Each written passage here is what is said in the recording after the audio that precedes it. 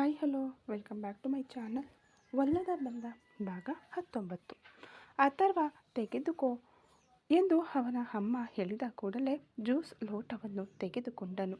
ಅದರ ನಂತರ ಆ ಹುಡುಗಿ ಎಲ್ಲರಿಗೂ ಕೊಟ್ಟು ಬಿಟ್ಟು ಬದಿಯಲ್ಲಿ ನಿಂತಳು. ಆ ಜ್ಯೂಸ್ ಗಂಟಲೊಳಗೆ ಇಳಿಯಲು ನಿರಾಕರಿಸಿತು. ಒಂದೊಂದು ಹನಿಯಾಗಿ ಒಳಗೆ ಎಳೆದುಕೊಳ್ಳುತ್ತಿದ್ದನು. ಅಣ್ಣ ಅತ್ತಿಗೆಯನ್ನು ನೇರವಾಗಿ ನೋಡಿದ ಕೂಡಲೇ ಬಾಯಿ ಕಟ್ಟಿ ಹೋಯ್ತಾ? ಇಷ್ಟು ಹೊತ್ತಿನಿಂದ ಜ್ಯೂಸ್ ಕುಡಿಯುತ್ತಿದ್ದೀರಾ? ಆಮೇಲೆ ಮದುವೆ ಊಟ ಯಾವಾಗ ಮಾಡೋದು ಎಂದು ವಿಕ್ರಮ್ ಕೇಳಿದಾಗ ಆ ಧ್ವನಿಯಿಂದ ಎಚ್ಚೆತ್ತವನು ಏನೋ ಔಷಧಿ ಕುಡಿಯುವಂತೆ ಕಣ್ಣು ಮುಚ್ಚಿ ಗಟಗಟನೆ ಕುಡಿದು ಬಿಟ್ಟು ಲೋಟವನ್ನು ಇಟ್ಟನು. ಅವನನ್ನೇ ಗಮನಿಸುತ್ತಿದ್ದವಳಿಗೆ ಅವನ ಮುಖದಲ್ಲಾದ ಬದಲಾವಣೆ ಮತ್ತು ತಡಕಾಟ ಸ್ಪಷ್ಟವಾಗಿ ಅರ್ಥವಾಯಿತು. ಏನಾಯ್ತು ಬಾವ, ನಿಮ್ಮ ಮುಖ ಒಂಥರ ಇದೆ, ಹುಡುಗಿ ಇಷ್ಟವಾಗಿಲ್ವಾ ಎಂದು ಯಾಶಿಕಾ ಹತ್ತಿರ ಬಂದು ಕೇಳಲು ಏನೂ ಇಲ್ಲ ಯಾಶು ಎಂದನು. ಈಗಾಗಲೇ ಅವನು ಸಮ್ಮತಿ ಸೂಚಿಸಿದ್ದರಿಂದ ಈಗ ಮದುವೆಯ ದಿನಾಂಕವನ್ನೇ ನಿರ್ಧರಿಸಿ ಬಿಟ್ಟಿದ್ದರು. ಅಥರ್ವನ ಅಮ್ಮ ಸಭೆಯಲ್ಲಿ ತನ್ನ ಅಮ್ಮನನ್ನು ಎದುರಿಸಿ ಮಾತನಾಡಬಾರದೆಂದು ತಾಳ್ಮೆಯಿಂದ ಕಾಯುತ್ತಿದ್ದನು. ಕಂದ, ಆ ಸೀರೆಯನ್ನು ತೆಗೆದುಕೊಂಡು ಬಾ ಎಂದು ಅವನಿಗೆ ಹೇಳಿದ ಕೂಡಲೇ ಇದೋ ಬರ್ತೀನಮ್ಮ ಎಂದು ಅವಸರವಾಗಿ ಹೊರಗೆ ಬಂದನು. ಕಂದ, ಆ ಸೀರೆಯನ್ನು ತೆಗೆದುಕೊಂಡು ಬಾ ಎಂದು ಅವನಿಗೆ ಹೇಳಿದ ಕೂಡಲೇ ಇದು ಬರ್ತೀನಮ್ಮ ಎಂದು ಅವಸರವಾಗಿ ಹೊರಗೆ ಬಂದನು. ಕರಗಿದ ಕನಸು ಮತ್ತು ಹರಿದ ಕಣ್ಣೀರು, ಇದುವರೆಗೂ ತಡೆದಿಟ್ಟುಕೊಂಡಿದ್ದ ಕಣ್ಣೀರು ಅವನನ್ನು ಮೀರಿ ಹೊರಬಂತು. ಕಾರಿನೊಳಗೆ ಬಂದು ಕುಳಿತು ಎಸಿಯನ್ನು ಪೂರ್ಣವಾಗಿ ಆನ್ ಮಾಡಿಬಿಟ್ಟು ಕಣ್ಣುಗಳನ್ನು ಮುಚ್ಚಿ ಸೀಟಿಗೆ ಹೊರಗಿದನು. ಅವನ ಕಣ್ಣುಗಳಲ್ಲಿ ಅವನ ದೇವತೆ ಮಾತ್ರವೇ ಬರುತ್ತಿದ್ದಳು. ಈಗ ಕನ್ನಡಿಯನ್ನು ನೋಡಿದವನು ತಾನಾಗಿಯೇ ಕಣ್ಣೀರು ಸುರಿಯುತ್ತಿತ್ತು. ಕರವಸ್ತ್ರದಿಂದ ಕಣ್ಣು ಒರೆಸಿಕೊಂಡನು. ನಾನು ಯಾಕೆ ಇಷ್ಟು ದೊಡ್ಡ ಮೂರ್ಖನಾಗಿದ್ದೆ ಅಂದೆ ಅಮ್ಮನ ಬಳಿ ಇದರ ಬಗ್ಗೆ ಮಾತನಾಡಬಹುದಿತ್ತಲ್ಲ, ಯಾಕೆ ಮಾತನಾಡದೆ ಹೋದೆ ಎಂದು ಅವನ ಮನಸ್ಸು ಮಿಡಿಯಿತು. ಫೋನ್ ತೆಗೆದು ಫೋಟೋವನ್ನು ನೋಡಿದನು. ಮನಸ್ಸಿಗೆ ತುಂಬ ನೋವಾಯಿತು. ನೀನು ಯಾರು? ನಿನ್ನ ಬಗ್ಗೆ ಏನೂ ಗೊತ್ತಿಲ್ಲ. ಅಮ್ಮ ಯಾಕೆ ನಿನ್ನ ಫೋಟೋ ಕಳುಹಿಸಿದರು? ನಾನು ಓಕೆ ಅಂದ ಮೇಲೆ ಹುಡುಗಿ ನೋಡಲು ಹೋಗೋಣ ಅಂದರು. ಅದೆಲ್ಲ ಯಾಕೆ? ಸತ್ಯವಾಗ್ಲೂ ಅರ್ಥವಾಗ್ತಿಲ್ಲ. ನಿನ್ನನ್ನು ನೋಡಲು ಸಂತೋಷದಿಂದ ಹೊರಟು ಬಂದೆ, ಆದರೆ ಇಲ್ಲಿ ಬೇರೆ ಹುಡುಗಿ ಬಂದು ನಿಂತಿದ್ದಾಳೆ. ನನಗೆ ತುಂಬ ಆಗ್ತಿಲ್ಲ. ಇಲ್ಲಿಟ್ಟುಕೊಂಡು ಏನು ಮಾಡಲು ಸಾಧ್ಯವಿಲ್ಲ. ಮನೆಗೆ ಹೋಗಿ ಅಮ್ಮನ ಬಳಿ ಮಾತನಾಡುತ್ತೇನೆ. ಇಲ್ಲಿ ನೋಡು, ನೀನು ಎಲ್ಲೇ ಇದ್ದರೂ ಸರಿ, ನೀನು ನನ್ನ ಹೆಂಡತಿ, ನನಗೆ ಸೇರಿದವಳು. ಖಂಡಿತ ನಾನು ನಿನ್ನನ್ನು ಹುಡುಕುತ್ತೇನೆ ಎಂದು ಫೋಟೋದೊಡನೆ ಮಾತನಾಡಿದವನಿಗೆ ಈಗಷ್ಟೇ ಸೀರೆಯ ನೆನಪಾಯಿತು. ವೇಗವಾಗಿ ಕಣ್ಣೀರನ್ನು ಒರೆಸಿಕೊಂಡು ಆ ಕವರ್ ತೆಗೆದು ಸೀರೆಯ ಬಾಕ್ಸನ್ನು ಓಪನ್ ಮಾಡಿದನು. ಈಗಷ್ಟೇ ಅವನಿಗೆ ವಿಷಯ ಅರ್ಥವಾಯಿತು. ಇದು ಅವಳು ಹುಟ್ಟಿದ್ದ ಸೀರೆ, ಆದರೆ ಇಲ್ಲಿಗೆ ಹೇಗೆ ಬಂತು ಎಂದು ಯೋಚಿಸಿದವನು ಈಗಷ್ಟೇ ಅವಳ ಫೋಟೋವನ್ನು ಝೂಮ್ ಮಾಡಿ ನೋಡಿದನು. ಅಷ್ಟು ಸ್ಪಷ್ಟವಾಗಿ ಅವಳೇ ಸೀರೆ ಉಟ್ಟಿರುವಂತೆಯೇ ಬ್ಲೌಸನ್ನು ಅವಳ ಕೈಗೆ ಸುತ್ತಿ ಪಿನ್ ಮಾಡಿದ್ದರು. ಎಷ್ಟು ನೋಡಿದರೂ ಸೀರೆಯನ್ನು ಸುಮ್ಮನೆ ಪಿನ್ ಮಾಡಿದ್ದು ಎಂದು ಗೊತ್ತಾಗುತ್ತಿರಲಿಲ್ಲ. ಅಷ್ಟು ಸ್ಪಷ್ಟವಾಗಿತ್ತು. ಫುಲ್ ಸೈಜ್ ಫೋಟೋ ಆಗಿದ್ದರೆ ಸೆರಗಿನ ಕೆಳಗೆ ಸೀರೆ ಹರಡಿರುವುದು ಗೊತ್ತಾಗುತ್ತಿತ್ತು. ಇದು ಹಾಫ್ ಸೈಜ್ ಫೋಟೋ ಆಗಿದ್ದರಿಂದ ಸ್ಪಷ್ಟವಾಗಿ ಹುಟ್ಟಿರುವಂತೆಯೇ ಕಾಣುತ್ತಿತ್ತು. ಏನು ನಡೆದಿರಬಹುದು ಎಂಬ ಸತ್ಯವನ್ನು ಅರ್ಥ ಮಾಡಿಕೊಳ್ಳಲು ಅವನಿಗೆ ಕೆಲವು ನಿಮಿಷಗಳು ಬೇಕಾಯಿತು. ಹಾಗಾದರೆ ಅಮ್ಮ ಸೀರೆಯನ್ನು ಸೆಲೆಕ್ಟ್ ಮಾಡೋಕೆ ಅಂತ ಫೋಟೋ ಕಳಿಸಿದ್ದಾರೆ ಅನಿಸುತ್ತೆ. ಇಲ್ಲದಿದ್ದರೆ ಈ ಸೀರೆ ಇಲ್ಲಿಗೆ ಹೇಗೆ ಬರುತ್ತೆ ಎಂದು ಪರಿತಪಿಸಿದವನು ಮತ್ತೆ ಫೋಟೋವನ್ನು ನೋಡಿ, ಈ ಸೀರೆ ನಿನಗಾಗಿ ಮಾತ್ರ, ಬೇರೆ ಯಾರಿಗೂ ಸೇರಬಾರದು. ನಿನ್ನನ್ನು ನೋಡುವವರೆಗೂ ನನ್ನ ಬಳಿ ಭದ್ರವಾಗಿರಲಿ. ಖಂಡಿತ ಆ ಸೀರೆಯನ್ನು ನಿನಗೆ ಸೇರಿಸುತ್ತೇನೆ, ಅದು ಬೇರೆ ಯಾರಿಗೂ ಹೋಗುವುದಿಲ್ಲ ಎಂದವನು ಈಗಲೇ ಕಾರಿನ ಡ್ರಾದಲ್ಲಿ ಆ ಸೀರೆಯನ್ನು ಭದ್ರಪಡಿಸಿಬಿಟ್ಟು ಕಾರಿನಿಂದ ಇಳಿದನು. ಮುಖ ತೊಳೆದುಕೊಂಡು ಒಳಗೆ ಹೋದನು. ಬರಿಗೈಯಲ್ಲಿ ಬರುವ ಮಗನನ್ನು ನೋಡಿದವರು ಸೊರಗಿದ ಅವನ ಮುಖವನ್ನು ಗಮನಿಸಿದರು. ಏನು ಅಥರ್ವ, ಸೀರೆ ಎಲ್ಲಿದೆ ಎಂದು ಕೇಳಲು, ಇಲ್ಲಮ್ಮ, ಸೀರೆಯಲ್ಲಿ ಒಂದು ಸಣ್ಣ ಮಿಸ್ಟೇಕ್ ಇದೆ, ಅದನ್ನು ಯಾಕೆ ಕೊಡಬೇಕು, ಅದಕ್ಕೆ ಇಟ್ಟುಬಿಟ್ಟು ಬಂದೆ ಎಂದನು.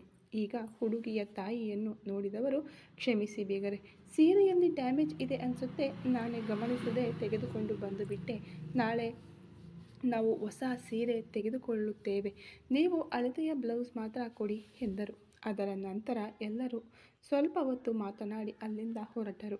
ತನ್ನ ಮಗನ ಮುಖದ ಬಾಡುವಿಕೆಯನ್ನು ಅವರು ಸ್ಪಷ್ಟವಾಗಿ ಕಂಡುಕೊಂಡರು. ಮನೆಗೆ ಬಂದ ಕೂಡಲೇ ತನ್ನ ಮಗನನ್ನು ಒಂಟಿಯಾಗಿ ಕರೆದರು. ಅವನು ತನ್ನ ತಾಯಿಯ ಕೋಣೆಗೆ ಹೋದನು. ಅಮ್ಮ ಮಗನ ಸಂಭಾಷಣೆ ಮತ್ತು ಸತ್ಯದ ಅನಾವರಣ ಹೀಗಾಗುತ್ತದೆ. ಏನಾಯ್ತು ಕಂದ? ಇಲ್ಲಿಂದ ಹೋಗುವಾಗ ತುಂಬ ಸಂತೋಷವಾಗಿ ಬಂದೆ. ಆ ಸೀರೆಯನ್ನು ಯಾವಾಗ ಅವಳಿಗೆ ಕೊಡಬಹುದು ಅಂತ ಕಾಯ್ತಾ ಇದ್ದೆ. ಆದರೆ ಇದ್ದಕ್ಕಿದ್ದಂತೆ ಯಾಕೆ ಸೀರೆಯಲ್ಲಿ ಡ್ಯಾಮೇಜ್ ಇದೆ ಅಂತ ಸುಳ್ಳು ಹೇಳಿದೆ ಎಂದಾಗ ಅವನ ಕಣ್ಣುಗಳೇ ಒದ್ದೆಯಾದವು. ಆಗಲೇ ಅವರು ಹೋಗಿ ಆ ಸೀರೆಯನ್ನು ತೆಗೆದುಕೊಂಡು ಕೊಡದೆ ತನಗಾಗಿ ತಾಳ್ಮೆಯಿಂದ ಇದ್ದುದನ್ನು ನೆನೆದು, ಅಮ್ಮ, ಆ ಸೀರೆಯಲ್ಲಿ ಯಾವುದೇ ಡ್ಯಾಮೇಜ್ ಇಲ್ಲಮ್ಮ, ನಾನೇ ಒಂದು ತಪ್ಪು ಮಾಡಿಬಿಟ್ಟೆ ಅಮ್ಮ ಎಂದಾಗ, ಏನಾಯಿತು ಕಂದ ಎಂದು ಕೇಳಲು, ಅಮ್ಮ, ಅಂತೂ ನೀವು ಹುಡುಗಿಯರ ಫೋಟೋಸ್ ಕಳಿಸಿದ್ರಲ್ಲ, ಒಬ್ಬ ಹುಡುಗಿಯ ಫೋಟೋ ತಾನೇ ಸೆಲೆಕ್ಟ್ ಮಾಡೋಕೆ ಹೇಳಿದ್ದು ಎಂದು ಕೇಳಿದನು. ಅಯ್ಯೋ ಸಾರಿ ಕಂದ, ಮದುವೆ ಬಗ್ಗೆ ಮಾತನಾಡುತ್ತಲೇ ನಾನು ಫೋಟೋ ಕಳುಹಿಸಿಬಿಟ್ಟೆ. ಅವರೆಲ್ಲ ಸೇಲ್ಸ್ ಗರ್ಲ್ಸ್, ಆ ಅಂಗಡಿಯಲ್ಲಿ ಕೆಲಸ ಮಾಡುವ ಹುಡುಗಿಯರು. ಪ್ರತ್ಯೇಕವಾಗಿ ಸೀರೆಯನ್ನು ಕಳಿಸಿದರೆ ನಿನಗೆ ಸರಿಯಾಗಿ ಗೊತ್ತಾಗಲ್ಲ. ಅದಕ್ಕೆ ಅಲ್ಲಿ ಕೆಲಸ ಮಾಡುವ ಹುಡುಗಿಯರ ಮೇಲೆ ಆ ರೀತಿ ಸೀರೆಯನ್ನು ಹಾಕಿ ಫೋಟೋ ತೆಗೆದು ಕಳಿಸಿದೆ. ನೀನು ಹಸಿರು ಸೀರೆ ಹೇಳಿದ್ದರಿಂದ ನಾನು ಅದೇ ಸೀರೆ ಸೆಲೆಕ್ಟ್ ಮಾಡಿದೆ ಎಂದಳು. ಆಗಲೂ ಅದನ್ನು ಒಪ್ಪಲು ಅಥರ್ವನ ಮನಸ್ಸು ನಿರಾಕರಿಸಿತು. ಎಲ್ಲೋ ಒಂದು ಕಡೆ ಆ ಹುಡುಗಿಯನ್ನು ನಿನಗಾಗಿ ನೋಡಿದೆ ಎಂದು ಹೇಳಿ ಬಿಡಲಾರರಾ ಎಂದು ಹಂಬಲಿಸಿದವನು ಈಗ ಮತ್ತಷ್ಟು ವಿಚಾರಿಸಿದನು. ಅಮ್ಮ, ಆದರೆ ಬ್ಯಾಕ್ಗ್ರೌಂಡು ಪ್ಲೇನ್ ಆಗಿತ್ತಲ್ಲ, ಅಂಗಡಿಯಲ್ಲಿ ತೆಗೆದ ಹಾಗೆ ಇರಲಿಲ್ವಲ್ಲ ಎಂದಾಗ, ಕಂದ, ಅದು ಹೆಚ್ಚು ಬೆಲೆಯ ಸೀರೆ ಕಣೋ. ಕಸ್ಟಮರ್ಗೆ ಯಾವಾಗಲೂ ಅವರು ಇಂಪಾರ್ಟೆನ್ಸ್ ಕೊಡ್ತಾರೆ. ಅಲ್ಲಿ ಪ್ರತ್ಯೇಕವಾಗಿ AC ಹಾಲ್ಸ್ ಇದೆ, ಅಲ್ಲಿಯೇ ಇಟ್ಟು ತೆಗೆದಿದ್ದು ಎಂದಾಗ, ನೀವು ಫೋಟೋ ಕಳಿಸಿದ ಕೂಡಲೇ ನಾನು ಕೂಡ ಅದು ಹುಡುಗಿ ನೋಡುವ ಫೋಟೋ ಅಂತ ತಪ್ಪಾಗಿ ತಿಳಿದುಕೊಂಡೆ. ಆ ಹಸಿರು ಬಣ್ಣದ ಸೀರೆಯುಟ್ಟಿದ್ದ ಆ ಹುಡುಗಿಯನ್ನು ಸೆಲೆಕ್ಟ್ ಮಾಡಿದೆ ಎಂದು ಹೇಳುವಾಗಲೇ ಕಣ್ಣೀರು ಹೊರಬರಲು ತುಡಿಯಿತು. ಆ ಕಡೆ ತಿರುಗಿ ಒರೆಸಿಕೊಂಡನು. ಮಗನ ಮುಖದಲ್ಲಿ ಮೊದಲ ಬಾರಿಗೆ ಬೇಸರ, ನಿರಾಸೆ, ಕಣ್ಣೀರನ್ನು ಒಟ್ಟಿಗೆ ನೋಡಿದವರಿಗೆ ಎದೆಯೇ ಬಿಗಿದಂತಾಯಿತು. ನನ್ನನ್ನು ಕ್ಷಮಿಸು ಕಂದ, ನಾನೇ ತಪ್ಪು ಮಾಡಿಬಿಟ್ಟೆ. ನಿನ್ನ ಬಳಿ ಸ್ಪಷ್ಟವಾಗಿ ಹೇಳದೆ ಹೋದೆ. ಯಾಮಿನಿಯನ್ನು ಮೊದಲೇ ಸೆಲೆಕ್ಟ್ ಮಾಡಿಬಿಟ್ಟಿದ್ದೆ. ಅದಕ್ಕಾಗಿಯೇ ಸೀರೆ ಸೆಲೆಕ್ಟ್ ಮಾಡಲು ಹೋದೆ. ಆದರೆ ನೀನು ಹೀಗೆ ತಪ್ಪಾಗಿ ಅರ್ಥ ಮಾಡಿಕೊಳ್ಳುತ್ತೀಯ ಅಂತ ಅಂದುಕೊಂಡಿರಲಿಲ್ಲ. ಸರಿ ಕಂದ, ನೀನು ಅದೆಲ್ಲ ಬಿಟ್ಟು ಬಿಡು. ಯಾಮಿನಿ ಚೆನ್ನಾಗಿದ್ದಾಳಲ್ವಾ, ನಿನಗೆ ಇಷ್ಟವಾಗಿದ್ದಾಳಲ್ವಾ ಎಂದು ಮತ್ತೆ ಕೇಳಲು ಅವನಿಗೆ ತನ್ನ ಹೃದಯವನ್ನು ಕಿತ್ತು ಹೊರಗೆ ಎಸೆದಷ್ಟು ನೋವಾಯಿತು. ಅಯ್ಯೋ ಅಮ್ಮ, ಆ ಹುಡುಗಿಯನ್ನು ನಾನು ಒಮ್ಮೆ ತಲೆ ಎತ್ತಿ ನೋಡಿದೆ. ಅದಾದ ಮೇಲೆ ಆ ಹುಡುಗಿಯನ್ನು ನಾನು ನೋಡಲೇ ಇಲ್ಲ. ನನ್ನ ಮನಸ್ಸಿನಲ್ಲಿ ಈ ಹುಡುಗಿಯೇ ಇದ್ದಾಳೆ. ಸಾರಿ ಅಮ್ಮ ಎಂದು ತಡಬಡಾಯಿಸಲು, ಅದು ಈ ಹುಡುಗಿ ಆ ಅಂಗಡಿಯಲ್ಲಿ ಕೆಲಸ ಮಾಡುವ ಹುಡುಗಿಯೇ. ಆದರೂ ನಿನಗೆ ಇಷ್ಟವಾಗಿದ್ದರೆ ನಾನು ಸ್ಟೇಟಸ್ ನೋಡುವುದಿಲ್ಲ. ಆದರೆ ಏನು ಮಾಡುವುದು, ಈ ಹುಡುಗಿಗೆ ಎಂಗೇಜ್ಮೆಂಟ್ ಆಗಿಬಿಟ್ಟಿದೆ. 1 ತಿಂಗಳಲ್ಲಿ ಮದುವೆಯಂತೆ.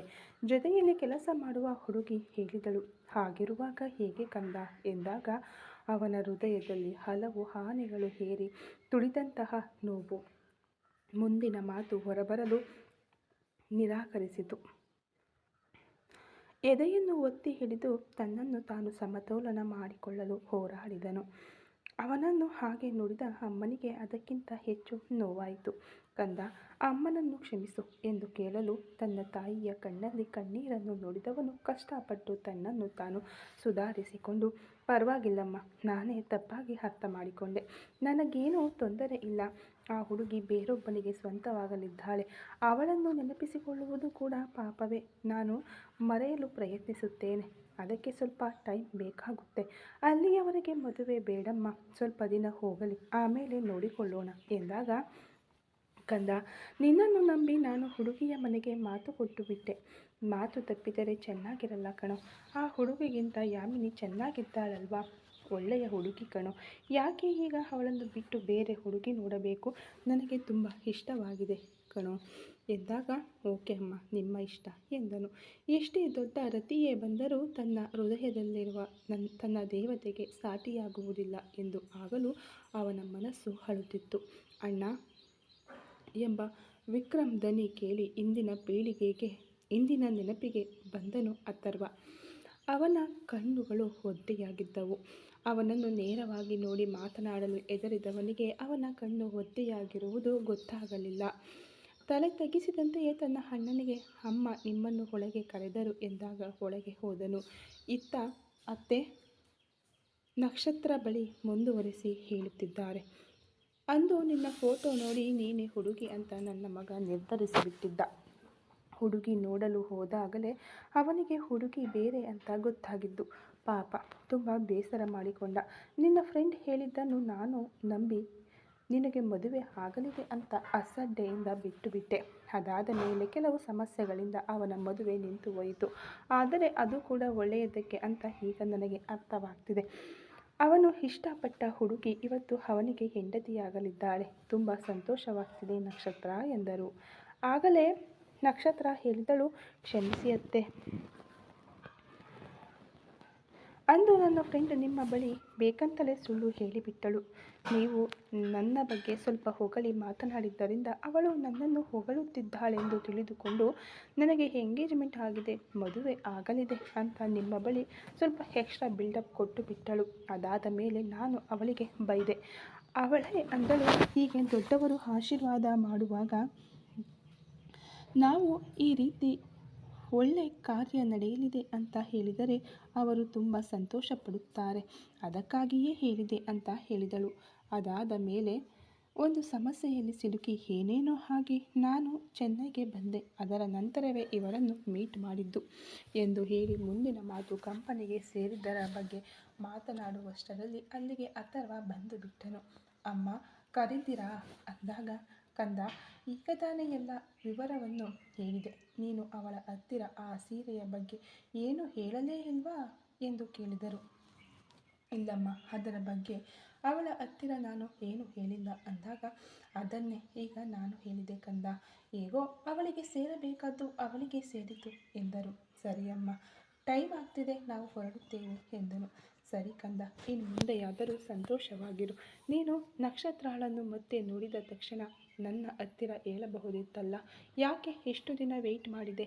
ಆಗಲೇ ಹೇಳಿದರೆ ಈ ಹೊತ್ತಿಗೆ ನಿನಗೆ ಮದುವೆ ಮಾಡಿಸಿರುತ್ತಿದ್ದೆ ಎಂದು ಮತ್ತೆ ಹೇಳಿದಾಗ, ಅಮ್ಮ ಅದನ್ನೇ ಹೇಳ್ತಿದ್ದೀನಲ್ಲ, ಅವಳನ್ನು ನೋಡಿ ಮಾತನಾಡಿ ಆಮೇಲೆ ಜಾತಕ ನೋಡಿ ನಿಮ್ಮ ಹತ್ತಿರ ಹೇಳೋಣ ಅಂತ ಅಂದುಕೊಂಡೆ. ಒಂದು ವೇಳೆ ಹೊಂದಾಣಿಕೆ ಆಗದಿದ್ದರೆ ನೀವು ನಿರಾಸೆಗೊಳ್ಳಬಾರದಲ್ವಾ? ನೀವು ಯಾವಾಗಲೂ ಜ್ಯೋತಿಷ್ಯ, ಜಾತಕ ಎಲ್ಲವನ್ನೂ ನಂಬುವವರು. ಹಾಗೆ ಜಾತಕ ನೋಡಿದಾಗ 1 ವರ್ಷದವರೆಗೆ ಮದುವೆ ಆಗಬಾರದು ಅಂತ ಇತ್ತು. ಸರಿ, 1 ವರ್ಷದ ನಂತರ ನಿಮ್ಮ ಹತ್ತಿರ ಹೇಳಿ ಮದುವೆ ಮಾಡಿಕೊಳ್ಳೋಣ ಅಂತ ಅಂದುಕೊಂಡೆ. ಅಷ್ಟರಲ್ಲಿ ಏನೇನೋ ನಡೆದು ಹೋಯಿತು ಎಂದು ಅವನು ತನ್ನ ಕಥೆಯನ್ನು ದೃಢವಾಗಿ ಹೇಳಿ ಮುಗಿಸಿದನು. ಪರವಾಗಿಲ್ಲ ಕಂದ, ನನ್ನ ಸೊಸೆ ಇನ್ನು ಮುಂದೆ ಇಲ್ಲೇ ಇರಲಿದ್ದಾಳೆ. ನನಗೆ ಅದುವೇ ಸಾಕು. ಸರಿ, ನೀವು ಹೊರಡಿ ಅಂದಾಗ ನಕ್ಷತ್ರ ಕೂಡ ಸರಿ ಅತ್ತೆ, ಹೋಗಿ ಬರುತ್ತೇವೆ ಎಂದು ಹೇಳಿಬಿಟ್ಟು ಹೊರಗೆ ಬಂದಳು. ನಕ್ಷತ್ರ ನೇರವಾಗಿ ಬಾಗಿಲಿನತ್ತ ತಪ್ಪಿಸಿಕೊಂಡರೆ ಸಾಕು ಎಂದು ಹೋಗುವಾಗ, ನಕ್ಷತ್ರ ಊಟ ಮಾಡಿ ಹೋಗಬಹುದು ಬಾ ಎಂದು ಅಥರ್ವ ಡೈನಿಂಗ್ ಹಾಲ್ ಕಡೆಗೆ ನಡೆದನು. ಇದೊಂದಾ, ಇವತ್ತು ಖಂಡಿತ ಇದಕ್ಕೆ ಒಂದು ತೀರ್ಮಾನ ಕಟ್ಟಬೇಕು ಎಂದು ಅಂದುಕೊಂಡವಳು ಅವನ ಹಿಂದೆಯೇ ವೇಗವಾಗಿ ಹೋದಳು. ಅವನು ಕುರ್ಚಿಯಲ್ಲಿ ಕುಳಿತನು. ಹತ್ತಿರ ಹೋದವಳು, ಸರ್, ನೀವು ಚೀಟಿಂಗ್ ಮಾಡಿದ್ದೀರಾ, ನನ್ನನ್ನು ಮೋಸ ಮಾಡಿದ್ದೀರಾ ಎಂದಳು. ಸುತ್ತಮುತ್ತ ನೋಡಿದನು. ಇಬ್ಬರು ಬಂದಿದ್ದರಿಂದ ಯಾರೂ ಅವರನ್ನು ಹಿಂಬಾಲಿಸಿರಲಿಲ್ಲ. ಈಗ ಅವಳನ್ನು ನೋಡಿದವನು ಕುರ್ಚಿಯಲ್ಲಿ ಒಂದು ಬದಿಗೆ ವಾಲುತ್ತಾ, ನಿನ್ನನ್ನು ಏನು ಮೋಸ ಮಾಡಿದೆ, ಏನು ಚೀಟಿಂಗ್ ಮಾಡಿದೆ ಎಂದು ರೋಬೋಟ್ ಶೈಲಿಯಲ್ಲಿ ಏನೂ ನಡೆಯದಂತೆ ಅವನು ಕೇಳಿದಾಗ, ಏನು ಸರ್ ಹೇಳ್ತಿದ್ದೀರಾ? ಏನೂ ನಡೆಯದ ಹಾಗೆ ಮಾತನಾಡ್ತಾ ಇದ್ದೀರಾ? ಇಷ್ಟೆಲ್ಲ ನಡೆದಿದೆ. ನಿಮ್ಮ ಅಮ್ಮ ಸೀರೆ ಬಗ್ಗೆ ಹೇಳುತ್ತಿದ್ದಾರೆ. ಅದಾದರೂ ಪರವಾಗಿಲ್ಲ ಬಿಡಿ. ಆದರೆ ಇಷ್ಟು ಸ್ಪಷ್ಟವಾಗಿ ಪ್ಲ್ಯಾನ್ ಮಾಡಿ ನನ್ನ ಮುಂದೆಯೇ ಇಂಟರ್ವ್ಯೂ ಎಲ್ಲ ಮಾಡಿ ಒಂದು ಹುಡುಗಿಯನ್ನು ಸೆಲೆಕ್ಟ್ ಮಾಡಿ ಅವಳಿಗೆ ಟ್ರೈನಿಂಗ್ ಕೊಡಿಸಿ ಕೊನೆಗೆ ಇಲ್ಲಿಯವರೆಗೆ ನನ್ನನ್ನು ಬರಮಾಡಿಕೊಂಡು ನಿಮ್ಮ ಅಮ್ಮನ ಮುಂದೆ ನಾನೇ ಅವರ ಸೊಸೆ ಅಂತ ಪರಿಚಯಿಸಿ ಬಿಟ್ಟಿರಿ. ಸತ್ಯವಾಗಿಯೂ ನೀವು ಇಷ್ಟೊಂದು ಫ್ರಾಡ್ ಕೆಲಸ ಮಾಡ್ತೀರಾ ಅಂತ ನಾನು ಊಹಿಸಿಯೇ ಇರಲಿಲ್ಲ ಎಂದು ಹೇಳಿದಾಗ, ಇಲ್ಲಿ ನೋಡು, ನಾನು ಊಹಿಸಿರಲಿಲ್ಲ. ನೀನೇ ಈ ಮನೆಗೆ ಸೊಸೆಯಾಗಿ ಬರಲಿದ್ದೀಯಾ ಅಂತ ನಿರೀಕ್ಷಿಸಿರಲಿಲ್ಲ. ನಿನ್ನೆಯವರೆಗೂ ಆ ಹುಡುಗಿಯನ್ನೇ ನನ್ನ ಪ್ರೇಯಸಿಯಾಗಿ ನಟಿಸಲು ಸೆಲೆಕ್ಟ್ ಮಾಡಿ ಇಟ್ಟಿದ್ದೆ. ಇದ್ದಕ್ಕಿದ್ದಂತೆ ಬೆಳಿಗ್ಗೆ ಎಲ್ಲವೂ ಬದಲಾಗಿ ಹೋಯಿತು ಅಂದಾಗ ಹಲ್ಲು ಕಡಿದು ತನ್ನ ಕೈಯನ್ನು ಚಾಚಿ, ಅದೇ ಇದ್ದಕ್ಕಿದ್ದಂತೆ ಬೆಳಿಗ್ಗೆ ಎಲ್ಲವೂ ಬದಲಾಗಿ ಹೋಯಿತು. ಅಂದರೆ ನಿಮ್ಮ ಅಮ್ಮನಿಗೆ ಹುಡುಗಿಯ ಹೆಸರು ಕೂಡ ಬದಲಾಗಿ ಗೊತ್ತಾಗುತ್ತಾ ಎಂದಳು ಆವೇಶದಿಂದ. ಇದುವರೆಗೆ ನೋಡದ ಒಂದು ನಕ್ಷತ್ರಳನ್ನು ಈಗ ನೋಡಿದನು ಅಥರ್ವ. ಅವನು ಅವಳ ಕೋಪವನ್ನು ಆನಂದಿಸುತ್ತಾ ನೋಡಿದನು. ಆದರೆ ಅವಳಿಗೋ ಅವನು ಅವಳನ್ನು ಕೀಳಾಗಿ ನೋಡುತ್ತಿರುವಂತೆ ಅನ್ನಿಸಿತು. ಹಲೋ ಸರ್, ನಿಮ್ಮ ಹತ್ತಿರ ಕೆಲಸ ಮಾಡಿದರೆ ಏನು ಬೇಕಾದರೂ ಮಾಡ್ತೀರಾ ಎಂದು ಚಿಟಿಕೆ ಹೊಡೆದು ಅವಳು ಕೇಳಿದಾಗ ವೇಗವಾಗಿ ತಾನು ಕುಳಿತಿದ್ದ ಕುರ್ಚಿಯನ್ನು ಎದ್ದು ನಿಂತವನು, ನಾನೇನು ನಿನ್ನನ್ನು ಯೂಸ್ ಮಾಡಲು ಅಂದುಕೊಂಡಿಲ್ಲ, ಎಲ್ಲವೂ ವಿಕ್ರಮ್ ಮಾಡಿದ ಕೆಲಸ ಎಂದು ಜೋರಾಗಿ ಗೋಡೆಗೆ ಗುದ್ದಿದನು ಅಥರ್ವ. ಅವನ ಕೋಪದಿಂದ ಎದ್ದಾಗಲೇ ಅವಳ ದೇಹ ನಡುಗಿ ಹೋಗಿತ್ತು. ಈಗ ಅವನು ಗೋಡೆಗೆ ಗುದ್ದಿದ್ದು ಅವಳ ಹೃದಯ ಬಡಿತವನ್ನು ಹೆಚ್ಚಿಸಿತು. ಅಯ್ಯೋ ನಕ್ಷತ್ರ, ಓವರಾಗಿ ಮಾತನಾಡಿ ಬಿಟ್ವೋ ಏನೋ ಎಂದು ಅವಳು ಭಯದಿಂದ ನೋಡಿದಾಗ ಆಗ ವಿಕ್ರಮ್ ಲಾಲಲಲ ಎಂದು ವೇಗವಾಗಿ ಹಾಡಿಕೊಂಡು ಅವನು ರಜನಿ ಸ್ಟೈಲ್ನಲ್ಲಿ ಒಳಗೆ ಓಡಿ ಬರಲು ಬೆಂಕಿಯಂತೆ ಅವನನ್ನು ದಿಟ್ಟಿಸಿ ನೋಡಿದವನು ಅವನು ಬಂದು ನಿಂತ ವೇಗದಲ್ಲಿಯೇ ಪಳಾರ್ ಎಂದು ಒಂದು ಏಟು ಕೊಟ್ಟನು ಅಥರ್ವ.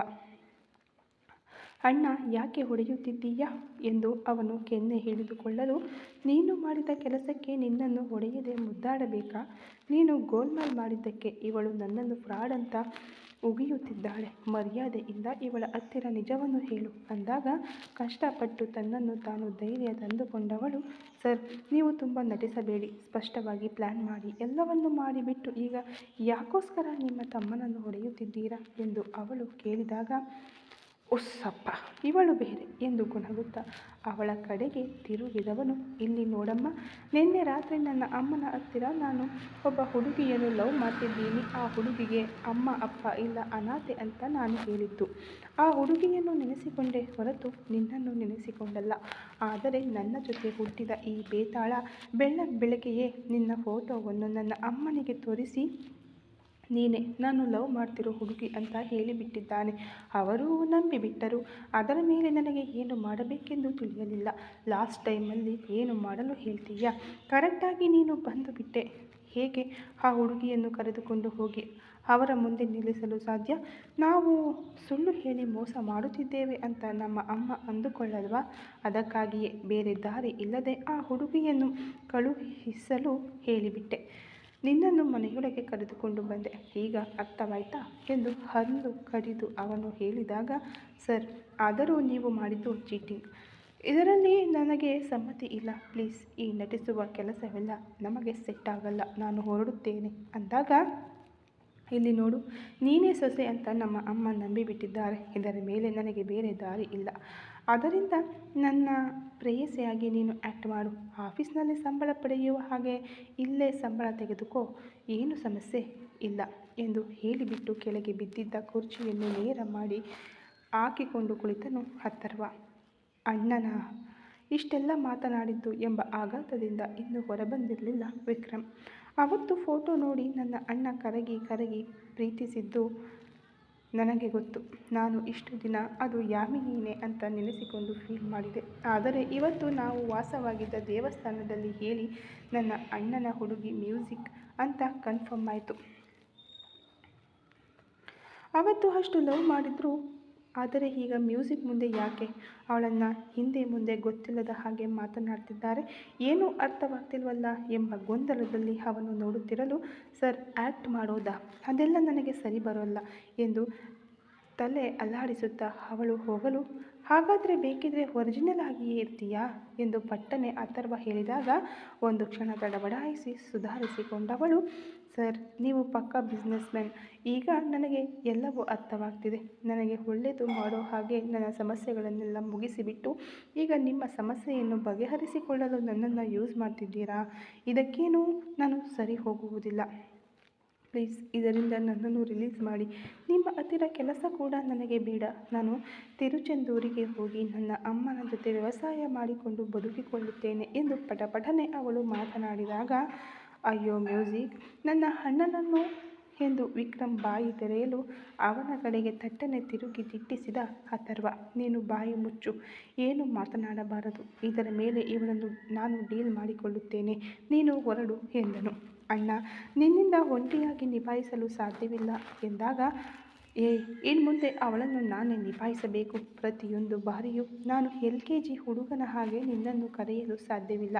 ನೀನು ಬೇಕಿದ್ದರೆ ಸುಮ್ಮನೆ ಒಂದು ಬದಿಯಲ್ಲಿ ಕುಳಿತು ಊಟ ಮಾಡಿ ಹೊರಡು ಎಂದು ಹೇಳಿಬಿಟ್ಟು ನಕ್ಷತ್ರಳ ಕಡೆಗೆ ತಿರುಗಿದವನು, ಇಲ್ಲಿ ನೋಡು ನಕ್ಷತ್ರ, ನನಗೆ ನಿನ್ನನ್ನು ಮದುವೆಯಾಗುವ ಐಡಿಯಾ ಇಲ್ಲ. ಯಾವಾಗಲೂ ಮದುವೆ ಅನ್ನೋ ಒಂದು ವಿಷಯವನ್ನು ನಾನು ಸಂಪೂರ್ಣವಾಗಿ ಮರೆತು ಬಿಟ್ಟಿದ್ದೇನೆ.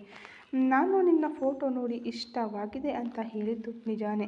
ಅದಕ್ಕೋಸ್ಕರ ನೀನೇ ನನ್ನ ಪ್ರಪಂಚ ಅಂತ ನಿನ್ನನ್ನು ನೆನೆಸಿಕೊಂಡು ನಾನು ಕರಗಲಿಲ್ಲ. ಹುಡುಗಿ ಬೇರೆ ಅಂತ ಗೊತ್ತಾದಾಗ ನಾನು ಸಂತೋಷವಾಗಿಯೇ ಮದುವೆಗೆ ಒಪ್ಪಿಕೊಂಡೆ. ಆದರೆ ಏನು ಮಾಡೋದು, ಆ ಹುಡುಗಿಗೆ ನಾನು ಇಷ್ಟವಾಗಲಿಲ್ಲ. ಮದುವೆ ನಿಂತು ಹೋಯಿತು. ನನ್ನ ಮಟ್ಟಿಗೆ ನನ್ನ ತಮ್ಮನಿಗೆ ಮದುವೆ ಮಾಡಿಸಬೇಕು ಅಷ್ಟೇ. ಅವನಿಗೆ ಮದುವೆ ಆಗಬೇಕು ಅಂದರೆ ನಾನು ಲೈಫ್ನಲ್ಲಿ ಸೆಟಲ್ ಆಗಬೇಕು ಅಂತ ನಮ್ಮ ಅಮ್ಮ ಹೇಳಿಬಿಟ್ಟಿದ್ದಾರೆ. ಅದಕ್ಕಾಗಿ ಸುಳ್ಳಾಗಿ ಒಬ್ಬ ಹುಡುಗಿಯ ಕೊರಳಿಗೆ ನನ್ನಿಂದ ತಾಳಿ ಕಟ್ಟಲು ಸಾಧ್ಯವಿಲ್ಲ. ಅವರನ್ನು ನಿಭಾಯಿಸಲು ಲವ್ ಮಾಡ್ತಿದ್ದೀನಿ ಅಂತ ಸುಳ್ಳು ಹೇಳಿದೆ. ಕೊನೆಗೆ ಇವನು ಏನೋ ಪ್ಲ್ಯಾನ್ ಮಾಡಿ ನನ್ನ ಪ್ಲ್ಯಾನ್ ಎಲ್ಲವನ್ನೂ ಹಾಳು ಮಾಡಿಬಿಟ್ಟ. ಇದುವೇ ನಿಜ. ನಿನಗೆ ನಾನು ಹೆಲ್ಪ್ ಮಾಡಿದ್ದು ಒಂದು ಮಾನವೀಯತೆ ದೃಷ್ಟಿಯಿಂದ ಅಷ್ಟೇ. ಅದರಲ್ಲಿ ನನ್ನ ಸ್ವಾರ್ಥ ಏನೂ ಇಲ್ಲ. ನೀನಾಗಿಯೇ ಒಂದನ್ನು ಕ್ರಿಯೇಟ್ ಮಾಡಬೇಡ. ಈಗಲೇ ಸ್ಪಷ್ಟವಾಗಿ ಹೇಳಿಬಿಟ್ಟೆ. ಸ್ವಲ್ಪ ದಿನ ನೀನು ಆ್ಯಕ್ಟ್ ಮಾಡು. ನಿಮ್ಮ ಅಮ್ಮಂದಿರು ತಿರುಚೆಂದೂರಿಗೆ ಹೋಗಿದ್ದಾರೆ. ಹೇಗಿದ್ದರೂ ನೀನು ಒಂಟಿಯಾಗಿಯೇ ಇರಲಿದ್ದೀಯ ಅಲ್ವಾ. ಒಬ್ಬ ಹುಡುಗಿ ಒಂಟಿಯಾಗಿರುವುದು ಸೇಫ್ಟಿ ಇಲ್ಲ. ನಮ್ಮ ಮನೆಯಲ್ಲಿ ಭದ್ರವಾಗಿರು ಎಂದು ಸ್ಪಷ್ಟವಾಗಿ ಮಾತನಾಡಿ ಮುಗಿಸಲು, ಒಬ್ಬ ಮನುಷ್ಯನಿಂದ ಇಷ್ಟು ಕ್ಲಿಯರ್ ಆಗಿ ಸುಳ್ಳು ಹೇಳಲು ಸಾಧ್ಯವಾ ಎಂದು ಯೋಚಿಸುತ್ತಾ ತನ್ನ ಅಣ್ಣನನ್ನು ನೋಡಿದನು ವಿಕ್ರಮ್. ಅವನ ಪ್ರೀತಿ ಎಂಥದ್ದು ಅಂತ ವಿಕ್ರಮ್ಗೆ ಗೊತ್ತು. ಅವನು ಅನುಭವಿಸಿದ ಕಷ್ಟವನ್ನು ಕಣ್ಣಾರೆ ನೋಡಿದವನು. ಈಗ ಅವನು ಮಾತನಾಡಿದ್ದೆಲ್ಲ ಸುಳ್ಳು ಎಂಬುದು ಗೊತ್ತು. ಇದಕ್ಕೆ ಮ್ಯೂಸಿಕ್ನ ಉತ್ತರ ಏನಾಗಿರಬಹುದು ಎಂದು ತನ್ನ ದೃಷ್ಟಿಯನ್ನು ಅವಳ ಕಡೆಗೆ ತಿರುಗಿಸಿದನು. ಬಾಯಲ್ಲಿ ಪೂರಿಯನ್ನು ಇಟ್ಟುಕೊಂಡೆ. ಅವನನ್ನು ಆಳವಾಗಿ ನೋಡಿದವಳು ತನ್ನ ಕೈಗಳನ್ನು ಇಸುಕಿಕೊಳ್ಳುತ್ತಾ, ಸರ್, ನೀವು ಹೇಳೋದು ಓಕೆನೆ, ಆದರೆ ಅದಕ್ಕಾಗಿ ಆ ಕಾಂಟ್ರಾಕ್ಟ್ ಮೇಲೆ ನನ್ನಿಂದ ಸೈನ್ ಮಾಡಲು ಸಾಧ್ಯವಿಲ್ಲ. ಆ ಕಂಡೀಷನ್ ನೋಡಿ ನನಗೆ ತಲೆಯೇ ಸಿಡಿಯುವ ಹಾಗಿತ್ತು ಎಂದಳು. ನಿನ್ನನ್ನು ಯಾರು ಆ ಕಾಂಟ್ರಾಕ್ಟ್ ಮೇಲೆ ಸೈನ್ ಮಾಡಲು ಹೇಳಿದ್ದು? ನಿನಗೆ ಬೇರೆ ಡಾಕ್ಯುಮೆಂಟ್ ರೆಡಿ ಮಾಡ್ತೀನಿ ಎಂದನು ಅಥರ್ವ. ಅವನು ಕೊಟ್ಟ ಆಘಾತದಲ್ಲಿ ನಕ್ಷತ್ರಗೆ ಏನೂ ಅರ್ಥವಾಗದೆ ಕಣ್ಣು ಬಿಡಲು ವಿಕ್ರಮ್ಗೋ ಪೂರಿ ಗಂಟಲಿನಲ್ಲಿ ಸಿಕ್ಕಿ ಹಾಕಿಕೊಂಡು ಕಣ್ಣುಗಳು ಅರಳಿ ನಿಂತವು. ಯಾರು ಸ್ವಾಮಿ ಇವನು ಎಂಬಂತೆ ತನ್ನ ಅಣ್ಣನನ್ನು ನೋಡುತ್ತಲೇ ಅಥರ್ವ ಕೊಟ್ಟ ನೀರನ್ನು ಈಸ್ಕೊಂಡು ಕುಡಿದನು ವಿಕ್ರಮ್. ಈ ಕತೆ ಇನ್ನೂ ಮುಂದುವರಿಯುವುದು. ದಯವಿಟ್ಟು ಸ್ಟೋರಿ ಇಷ್ಟ ಆಗ್ತಾ ಇದ್ದರೆ ಲೈಕ್ ಮಾಡಿ, ಶೇರ್ ಮಾಡಿ, ಕಮೆಂಟ್ ಮಾಡಿ, ಹಾಗೆ ಸಬ್ಸ್ಕ್ರೈಬ್ ಮಾಡಿಕೊಂಡು ವಿಡಿಯೋ ನೋಡಿ. Thank you so much.